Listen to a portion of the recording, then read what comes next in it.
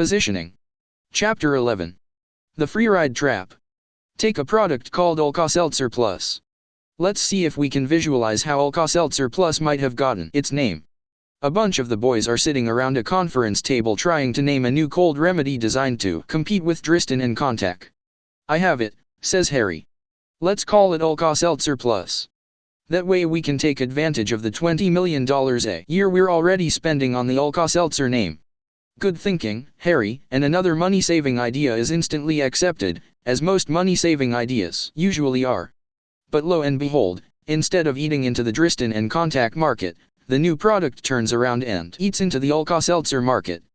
Every so often the makers of Alka-Seltzer Plus redesign the label. The Alka-Seltzer gets smaller and smaller, and the Plus gets bigger and bigger. A better name for the product would have been Bromo Seltzer Plus. That way they could have taken business away from the competition. The conglomeration of the corporation. In the product era, life was simpler. Each company specialized in a single line. The name told it all. Standard Oil, U.S. Steel, U.S. Rubber, United Airlines, Pennsylvania Railroad. But technological progress created opportunities. So companies started branching into new fields. Enter the conglomerate. The company that specializes in nothing. By development or acquisition, the conglomerate is prepared to enter any field in which it thinks it can make a buck. Take General Electric. GE makes everything from jet engines to nuclear power plants to plastics. RCA is in satellite communications, solid-state electronics, and rent-a-cars. Many people poo-poo the conglomerate. Companies should stick to their knitting, they say. But conglomerates have provided the capital to sustain vigorous competition in the marketplace. If it weren't for the conglomerates, we would be a nation of semi-monopolies. Take copiers, for example. Xerox, the pioneer in the plain paper field, now faces competition from the computer manufacturer, IBM, from a photo company, Kodak, and from a postage meter company, Pitney Bowes. Even when conglomerates grow by acquisition, RCA's purchase of Hertz, ITT's purchase of Avis, they provide the money needed to sustain growth and competition. Otherwise, when the original founders retired or died, the tax bite would leave the company too weak to defend its turf. The typical life cycle of a corporation starts with an entrepreneur with an idea. If successful, you can count on two things, death and taxes, to ensure that the operation will end up as part of a conglomerate. Two different strategies. Because companies grow by two different strategies, internal development or external acquisition, two different name strategies evolved. Corporate egos dictate the strategies. When a company develops a product internally, it usually puts the corporate name on the product. For example, General Electric computers. When the company develops a product by external acquisition, it usually keeps the existing name.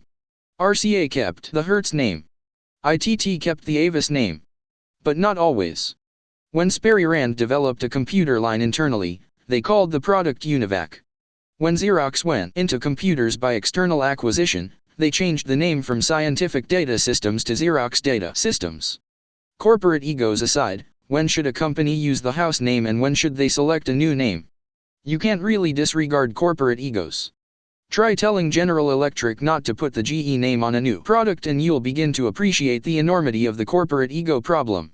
One reason why the principles of name selection remain so elusive is the Charles Lindbergh syndrome. If you get into the mind first, any name is going to work.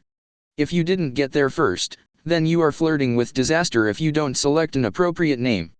Divide and conquer.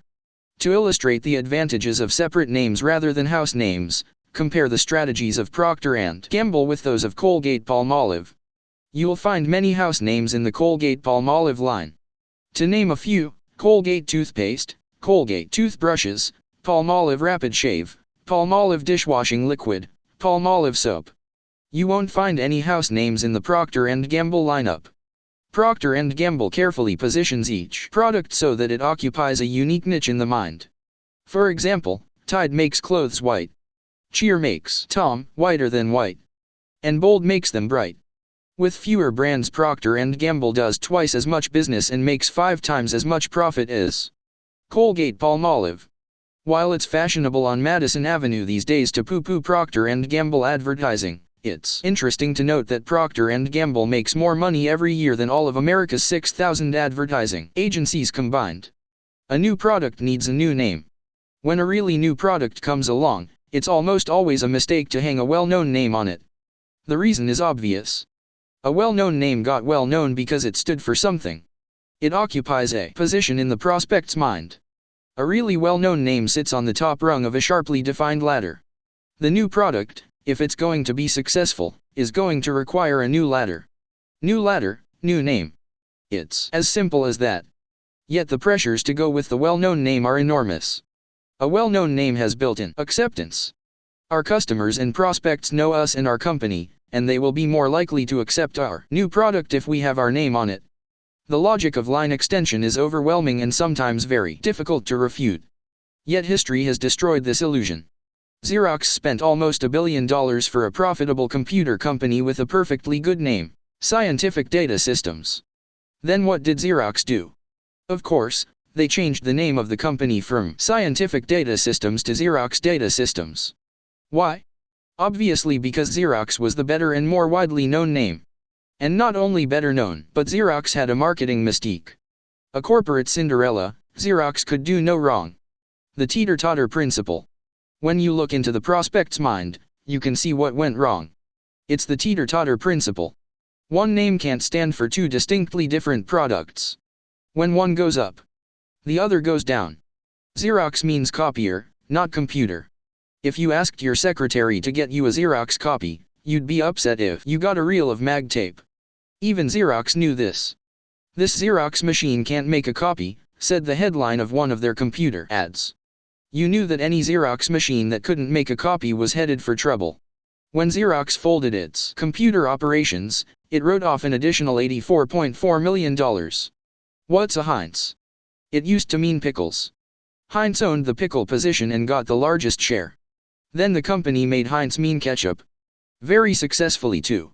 Heinz is now the #1 brand of ketchup. But what happened to the other side of the teeter-totter? Why, of course, Heinz lost its pickle leadership to Vlasic. To be successful, Xerox would have had to make Xerox mean computers. Does this make sense for a company like Xerox that owns the copier position?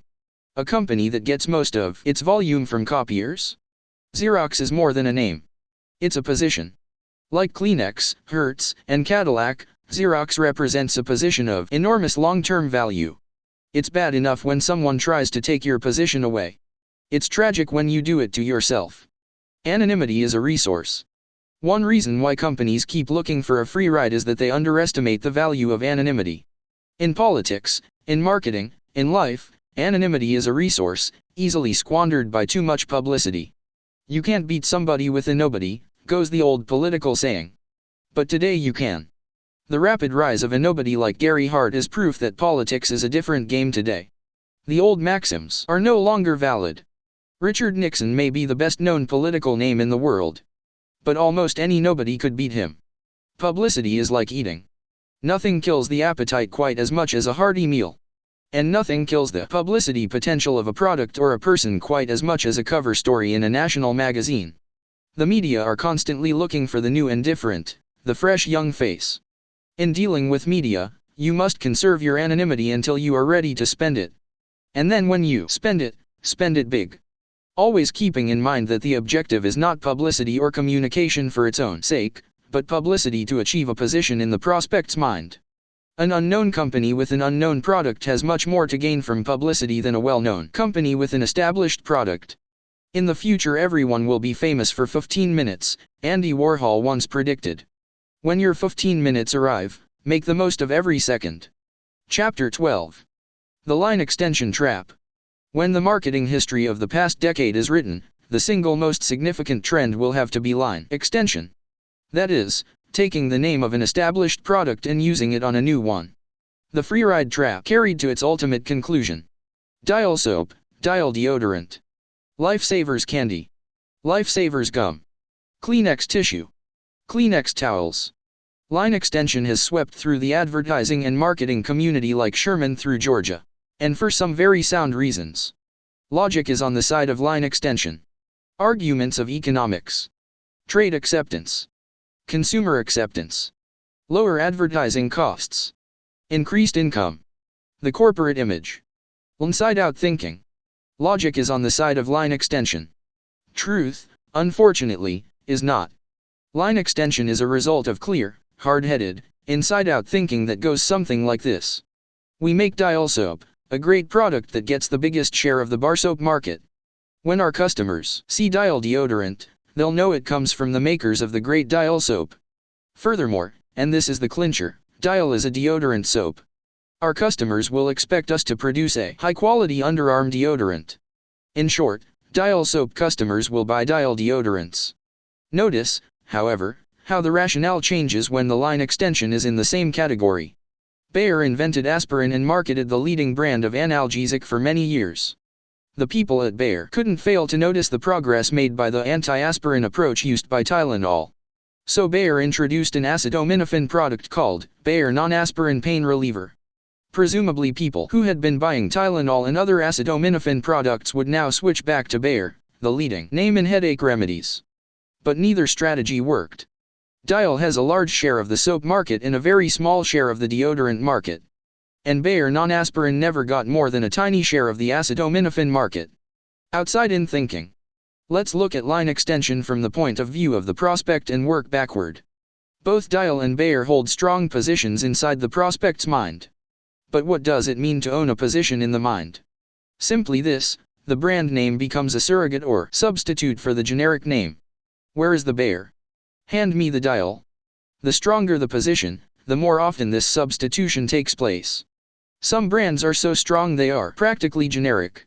Fiberglass, Formica, Jell-O, Kleenex, Band-Aid, Sanka.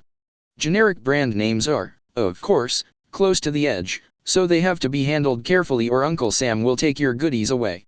From a communication point of view, the generic brand name is very efficient. One word serves in place of two. When you have a generic brand name, you can afford to ignore the brand and promote the category. Coffee keeps you awake? Drink Sanka. Serve your family low-calorie Jell-O instead of cake or pie. From the prospect's point of view, line extension works against the generic brand position. It blurs the sharp focus of the brand in the mind. No longer can the prospect say Bayer if he or she wants aspirin. Or Dial for soap. In a sense, line extension educates the prospect to the fact that Bayer is nothing but a brand name. It destroys the illusion that Bayer is a superior form of aspirin. Or that Dial is deodorant soap rather than just a brand name for a deodorant soap. JCPenney versus DieHard. What actually gets driven into the mind is not the product at all but the name of the product, which the prospect uses as a hook to hang attributes on. So if the name of the automobile battery is the DieHard and Sears tells you that it will last 48 months, you have a hook, DieHard, to hang the long-lasting idea on. But if the name of the battery is the JCPenney battery and the retailer tells you it never needs water, you have a very weak hook, JCPenney, to hang this feature on. In a physical sense, the name is also like the point of a knife. It opens up the mind to let the message penetrate. With the right name, the product fills the chrono and stays there. So why would JCPenney call it the JCPenney battery? Presumably there were other communicative words like DieHard available. It's easy to see why if you apply inside-out thinking. We're the JCPenney company. We're highly respected among all kinds of buyers including battery buyers. We'll put our own name on the product so that everyone will instantly know who made it and that it's an exceptionally good product. Then the clincher. With the JCPenney name on the battery, the prospect will know where to buy it. Terrific thinking, JC. And another logical inside-out decision is made. But when the tables are turned, the name makes no sense because the mind of the prospect is organized differently. The prospect thinks in terms of products. It should come as no surprise that in terms of brand preference, the battery ladder in the mind of the prospect, the DieHard sits on the top rung and JCPenney is way down the line. But doesn't a big retailer like JCPenney sell a lot of batteries? Of course, but as everyone knows, many products with the wrong name are sold in spite of rather than because of. On the other hand, doesn't the prospect have difficulty remembering that the DieHard battery can only be bought at Sears? Yes, it is a problem for Sears and not everyone who might want to buy the DieHard will be able to make the connection. But it's better to establish a position in the prospect's mind first and then worry about how to establish a retail connection later. In positioning, the shortest distance between 2 points is not necessarily the best strategy. The obvious name isn't always the best name. Inside-out thinking is the biggest barrier to success. Outside-in thinking is the best aid. Two ways of looking at the name. The consumer and the manufacturer see things in totally different ways. Would you believe that to the folks down in Atlanta, Coca-Cola is not a soft drink? To the manufacturer, Coca-Cola is a company, a brand name, an institution, and a great place to work. But to the consumer, Coca-Cola is a sweet, dark, carbonated beverage. What's in the glass is Coke. It's not a cola drink manufactured by a company called Coca-Cola. The tablets in a bottle of aspirin are Bayer. Not aspirin manufactured by a company called Bayer. The company name, of course, is Sterling Drug, not Bayer. So Bayer non-aspirin could just as logically have been called Sterling non-aspirin. The great strength of a generic brand name is this close identification with the product itself. In the consumer's mind, Bayer is aspirin and every other aspirin brand becomes imitation Bayer. The Coca-Cola slogan, "The real thing," capitalizes on the tendency of the prospect to put the first product into the mind on a pedestal and to treat the Me Too products as somehow inferior to the original. If Coke or Kleenex or Bayer is not available, or if other brands are cheap enough, then the prospect might buy something else. But Bayer would still own a strong position in the mind. But notice what happens when the same customer is asked to buy a product called Bayer non-aspirin. If Bayer is aspirin, how can Bayer also be non-aspirin? Bayer timed release aspirin, Bayer decongestant cold tablets, Bayer non-aspirin pain reliever. Each extension of the Bayer line undercuts the brand's aspirin position. As you might expect, Bayer's total share of the analgesic market keeps falling. What's a Protein 21? Perhaps the classic example of the line extension trap is what happened to Protein 21 shampoo. A number of years ago, the Menon Company introduced a combination shampoo/conditioner called Protein 21, which rapidly carved out a 13% share of the shampoo market. Then Menon hit the line extension lure. In rapid succession, the company introduced Protein 21 hairspray in regular and extra hold, scented and unscented. Also Protein 21 conditioner, in 2 formulas, and Protein 21 concentrate. And to make sure you can't remember what to put on your hair, Menon also markets Protein 29 for men. No wonder Protein 21's share of the shampoo market has fallen from 13% to 2%. And the decline is bound to continue. But as incredible as it may seem, line extensions continue to sweep the packaged goods field. What's a Scott? Take the position of Scott in paper products. Scott has the lion's share of the billion-dollar market for towels, napkins, toilet tissues, and other consumer paper products. But Scott was weak where they thought they were strong. Scott towels, Scott tissue, Scotties, Scottkins, even baby Scott diapers. All of these names undermine the Scott foundation. The more products hung on the Scott name, the less meaning the name has to the average consumer. Take Scott tissue, for example. Scott Tissue was the #1 brand in the toilet tissue market. Then Mr. Whipple and his tissue squeezers at Procter & Gamble moved in. Now Scott Tissue is second to Charmin. In Scott's case, a large share of market didn't mean they owned the position. More important is a large share of mind. The consumer could write Charmin, Kleenex, Bounty, and Pampers on a shopping list and we'd know exactly what products he or she was going to get. Scott on a shopping list has no meaning. The actual brand names aren't much help either. Which brand, for example, is engineered for the nose? Scotties or Scott Tissue? In positioning terms, the name Scott exists in limbo. It isn't firmly ensconced on any product ladder. Scott has begun to see the error of its ways. Viva paper towels, a Scott brand, is a winner. So is Gattonelli bathroom tissue. What's a lifesaver? Lifesavers gum is another example of line extension that went nowhere. Again, the logic is on the side of line extension. In an article in the New York Times, Lifesavers executive vice president explained the strategy. I am convinced that one way to improve the odds is by transferring an existing strong name to a new product requiring similar attributes. Then he explains the attributes of Lifesavers candy. Our consumer dialogue indicates that the Lifesavers brand name conveys more than merely the candy with the hole. It also means excellence in flavor, outstanding value, and dependable quality. Not exactly. How many people would have said Lifesavers if you asked them what brand means excellence in flavor, outstanding value, and dependable quality? None. Now what if you ask them, what's the name of the candy with the hole? Most people would say Lifesavers. So what happened to Lifesavers gum? The product never got more than a few % of the market. One of those brands you won't see anymore because it was quietly killed. As the television commercials used to say, it's a great product, but where's the hole? The hole, of course, is not in the product at all. It's in the marketing strategy. Ironically, Lifesavers Incorporated has a big success in the gum field. The bubble gum field. No, it wasn't Lifesavers bubble gum. It's Bubble Yum. The first brand of soft bubble gum.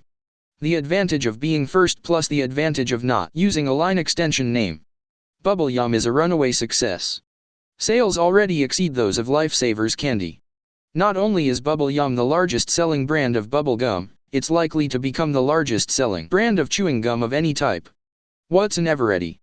Many companies find themselves in rough water when new technologies rock their boats. Eveready, a product of Union Carbide, dominated the battery market when flashlights were the principal application. Then came the transistor and with it a host of new products including tape recorders and more powerful radios. And, of course, the longer-lasting alkaline batteries. P.R. Mallory saw the opportunity and introduced the Duracell alkaline battery in a distinctive black and gold case. The folks at Union Carbide poo-pooed the idea of a new name. We've already got the best name in the battery business, they said. But to hedge their bets, the Union Carbide people copied the Duracell black and gold color scheme. And gave the words, alkaline power cell, more prominence than the Eveready trademark. The Duracell battery just says Duracell in bold type. It doesn't need to say, alkaline power cell, because Duracell means alkaline power cell. This, of course, is the essence of positioning. To make your brand name stand for the generic. So the prospect freely uses the brand name for the generic. Finally the Union Carbide people gave up and decided to copy the Duracell approach. The Eveready alkaline power cell became the Energizer, which finally is giving Duracell a run for its money. Line extension seems so intuitively right that company after company falls into the trap. Examples are not hard to find. They're a saga of opportunities missed. The 100mm dud. What's the name of the first extra long, 100mm cigarette? Benson & Hedges, right? It's the best known and largest selling 100mm brand. The disadvantages of Benson & Hedges launched the brand and burned the name into the mind of the cigarette smokers. Benson & Hedges became known as the first, the original, the inventor of the 100mm concept. But, of course, it wasn't. The first 100mm cigarette was Pall Mall Gold, but Pall Mall fell into the line extension trap. Then Benson & Hedges moved in and preempted the long cigarette position. You'd think the missed opportunity represented by Pall Mall Gold would have discouraged them. But it didn't. As we said, the logic in favor of line extension is overwhelming. So now we have Pall Mall Menthol, Pall Mall Extra Mild, and Pall Mall Light 100s. The confusion has detracted from sales of the basic Pall Mall brand. Take Pall Mall Menthol, for example. Again, the logic is unassailable to the manufacturer. Menthol cigarettes like Kool and Salem are getting a larger and larger share of the market. If we had a menthol brand, we could capture a share of that growing market. Introducing Pall Mall Menthol, which never achieved more than 7% of the volume of Kool. In 1964, Pall Mall was the #1 cigarette brand in the United States. In 1965, Pall Mall line extended for the first time. They also fell to second place in sales. Every year since, Pall Mall's share of the American cigarette market has declined. From 14.4% in 1964 to 3.8% today. Line extension logic in cigarettes should work two ways. Since regular brands represent a large share of the market, would you introduce a Kool non-menthol? Of course not. Kool was the original menthol cigarette. Kool means menthol. Like Bayer means aspirin. Today a well-stocked tobacco shop will carry well over 100 different brands, including line extensions, out of an industry that produces in the neighborhood of 1.75 brands. It boggles the mind. Naturally, the two leading brands, Marlboro and Winston, have long since line extended the lights, 100mm, and menthol. So according to the theory, can you expect to see the Marlboro and Winston brands follow in Pall Mall's steps? Perhaps. But in the land of the blind, the one-eyed man is king. What brands are left to challenge the leaders? Almost all major cigarette brands have been line extended to death. Confusion in corn oils. What's the name of the first corn oil margarine? Fleischmann's is the leading brand of corn oil margarine and the biggest seller. But the first corn oil margarine was Mazola. A classic example of logic leading you astray. Mazola was the name of the leading brand of liquid corn oil. What more logical choice for a corn oil margarine than Mazola? Mazola corn oil. Mazola corn oil margarine. And the rest is history. Fleischmann's is the #1 brand today. Oddly enough, Fleischmann's margarine, if you want to get technical, is a line extended name. Remember Fleischmann's yeast? Fortunately for Fleischmann's, few people do because few people bake their own bread today. And then there is Fleischmann's gin, vodka, and whiskey, also from the same company. The confusion factor is minimized because of the mental distance between a liquor product and a margarine. Who really believes that Cadillac dog food is made by General Motors? The coffee cup caper. Another missed opportunity took place in the freeze-dried coffee field. Today Taster's Choice is the leading brand and the largest seller. But what was the name of the first freeze-dried coffee? Maxim. So why isn't Maxim the #1 brand?